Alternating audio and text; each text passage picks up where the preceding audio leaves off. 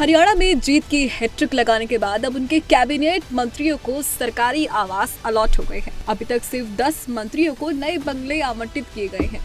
बड़ी बात यह है कि इस लिस्ट में अनिल विज, कृष्ण बेदी और श्याम सिंह राणा का नाम कहीं नहीं है। तीनों को अभी तक वेटिंग लिस्ट में रखा गया है, जिससे एक बार फिर राजनीतिक गलियारों में चर्चाओं का बाजार गर्मा गया है।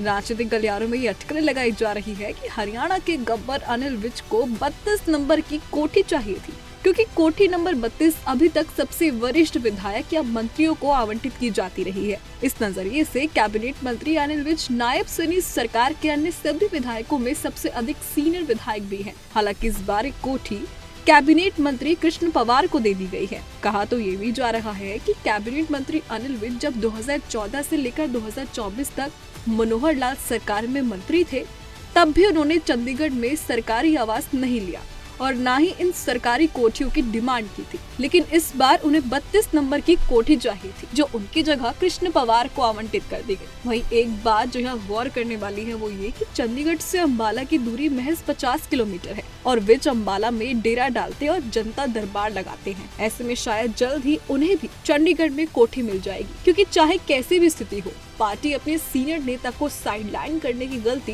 बिल्कुल नहीं करेगी।